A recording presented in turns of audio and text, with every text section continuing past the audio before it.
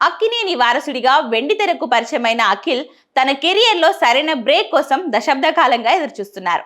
Agent వంటి భారీ పరాజయం తర్వాత ఆయన ఎంతో నమ్మకంతో చేస్తున్న చిత్రం లెనిన్. మురళీ కిషోర్ అబ్బుర్ దర్శకత్వంలో నాగవంశి నిర్మిస్తున్న ఈ సినిమాపై అక్కినేని అభిమానుల్లో ఆశలున్నప్పటికీ వరుస వాయిదాలు మాత్రం ఆందోళన కలిగిస్తున్నాయి.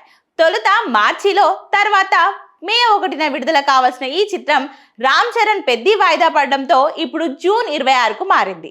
చిత్తూరు నేపథ్యంలో సాగే పక్కా రూరల్ డ్రామాగా తెరకెక్కబోతున్న ఈ సినిమాలో భాగ్యశ్రీ బోర్సే హీరోయిన్ గా నటిస్తుంది. ఇప్పటికే సినిమా ఫైనల్ కట్ సిద్ధం కాగా కింగ్ నాగార్జున సినిమా చూసి కొన్ని మార్పులు సూచించినట్లు తెలుస్తుంది.